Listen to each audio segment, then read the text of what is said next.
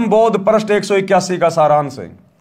कबीर गृह कारण में पाप बहु नित लागे सुन लोए, ताही ते दान अवश्य दूर ताही ते होए।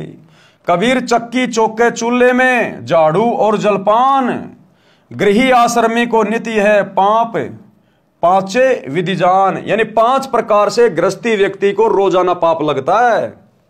आटा पीसता है उस समय जीव मरते हैं, घर में झाड़ू चौका होता है उस समय जीव मरते हैं, चूल्हे में खाना बनाया जाता है उसमें जीव मरते हैं, झाड़ू लगाई जाती है, और जलपान यानी खाना वाना खाते समय, बर्तन वर्तन धोते समय, खेतों में काम करते समय।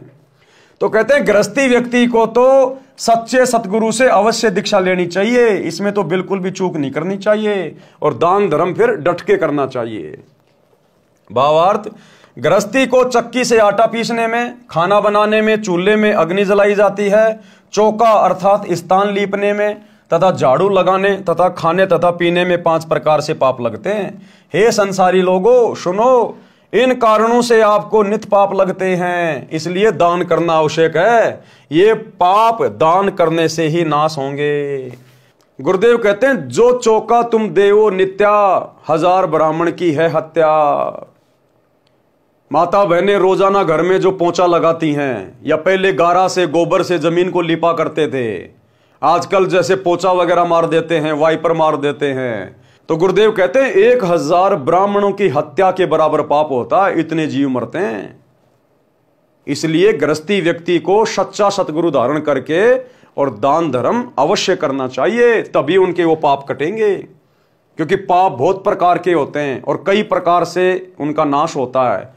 कुछ पाप ऐसे होते हैं जो सत्संग सुनने से नष्ट हो जाते हैं, कुछ पाप गुरुदेव ने ऐसे बताए जो सुमरण करने से नष्ट होंगे, कुछ पाप जो है वो गुरुदेव के दर्शन करने से, कुछ उनके आशीर्वाद से, और कुछ आपके तीनों समय की आरती से, कुछ सत्संग सुनने से, और कुछ पाप ऐसे होते हैं जो केवल दान धर्म करने से ही नष्ट होते हैं।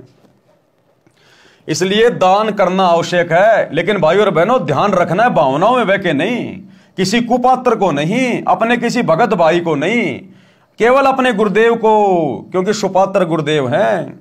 वर्तमान में हमारे गुरुदेव हिसार जेल में बैठे हुए हैं, तो हमने संकल्प कर लेना है अपने घर पे ज्योति का, पाठ का, दान का संकल्प कर लो। पैसा अपने पास में रखो, जब गुरुदेव आए उसी समय उनके हाथ में दो, किसी कुपात्र के हाथ में नहीं देने हमने भावनाओं में बह के।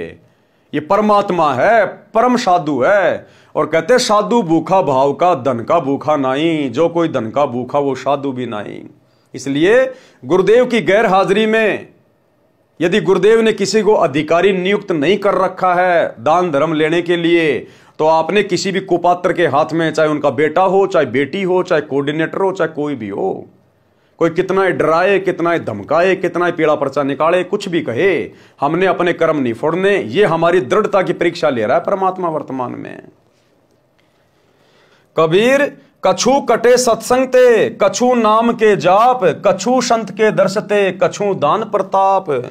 भगत के पाप कई धार्मिक क्रियाओं से समाप्त होते हैं, कुछ सत्संग वचन सुनने से, ज्ञान यज्ञ के कारण, कुछ नाम के जाप से, कुछ संत के दर्शन करने से, तथा कुछ दान के प्रभाव से समाप्त होते हैं। जैसे वस्त्र पहनते हैं, मिट्टी धूल लगने से मैले होते हैं, उनको पानी साबुन से धोया जाता है, इसी प्रकार नित्य कार्य में पाप लगना स्वाभाविक है। इसी प्रकार वस्त्र की तरह सत्संग वचन नाम सुमरण दान व संत दर्शन रूपी साबुन पानी से रोजाना धोने से आत्मा निर्मल रहती है, भक्ति में मन लगा रहता है। अब देखो भाई और बहनों, वर्तमान में हम सभी सत्सेवक भाई बहन, हम ना किसी आश्रम में जाते, ना हम इन आश्रमों में जाके अपने गुरुदेव की गैर हाजिरी में किसी को ज्योति पाठ और दान का पैसा दे रहे। उसके बावजूद भी आप और हम भगत भाई बहनों की भक्ति इन आश्रम वालों से, गुरुदेव के परिवार वालों से, इन कोऑर्डिनेटरों से लाख गुना अच्छी चल रही है, लाख गुना अच्छी। गुरुजी के प्रति जो भाव हमारे हैं इनके वर्तमान में नहीं है। जो श्रद्धा गुरुदेव के प्रति आप और हमारी है इनकी नहीं है। मर्यादा तोड़ने से, कोई भी पाप करने से जितना हम सत्सेवक भाई बहन डरते हैं, ये लोग नहीं डरते, ये तो खुले सांड हो गए। जबकि हम दान भी नहीं कर रहे वर्तमान में। क्यों? क्योंकि वर्तमान में दान करें किसको, ये हमारी परीक्षा चल रही है। हम भाई बहन संकल्प कर लेते हैं, हमारे गुरु परमात्मा है, अंतर्यामी है, पूर्ण संत हैं, वे हमारे भाव देखकर हमारे दान को जो हम घर से कर लेते हैं, संकल्प करके, ज्योति पाठ करके, परमात्मा उसको स्वीकार कर लेते हैं। इसलिए हमारी आत्मा निर्मल है, हमारा मन निर्मल है, इसलिए हमारा भक्ति में मन लग रहा है। हम मर्यादा शौपन में भी तोड़ने की नहीं सोच सकते। हमें डर है, भय है कि कहीं गुरुदेव भगवान नाराज ना हो जाए, मेरी भक्ति बर्बाद ना हो जाए। तो उधर तो दान धर्म करते करते, लड्डू जलेबी बर्फी खाते खाते, सारे उल्टे कर्म करते करते भी उन लोगों का भाव नहीं बन रहा, अपने गुरु को इष्ट नहीं मान रहे, बात बात पे मर्यादा तोड़ रहे हैं। और इधर हम भाई बहन 10 साल हो गए आश्रमों का मुंह भी नहीं देख रहे, इन कुपात्रों को ज्योति पाठ का एक नया रुपया भी नहीं दे रहे, और फिर भी हमारी भक्ति दिन रात ऊपर की ओर बढ़ रही है। तो गुरुजी किसके साथ है? ज्ञान आधारी भगत के साथ है, मर्यादित भगत के साथ है। और जब दान धर्म करने का समय आएगा, जब हमारे गुरुदेव हमारे समक्ष आएंगे, आश्रम में आएंगे, जहां भी आएंगे, जितना हमारा सामर्थ्य है उससे कहीं ज्यादा दिल खोलकर अपने गुरुदेव के चरणों में अर्पित करेंगे। क्योंकि नियम है भक्ति का कि पात्र को पात्र विचार कहता ही दीजिए दान। तो भैया वर्तमान में तो सब कुपात्र हैं, सुपात्र तो जेल में बैठा हुआ है, उनके आने के बाद ही देंगे। उनके परिवार को, इन कोऑर्डिनेटरों को, आश्रमों में जाके इन कुपात्रों को दान धर्म देकर हम अपने कर्म नहीं फोड़ सकते, परीक्षा के समय में गुरु जी को नाराज नहीं कर सकते। कबीर जो धन पाए न धर्म करत, ना ही सदव्यवहार, सो प्रभु के चोर हैं फिरते मारो मार।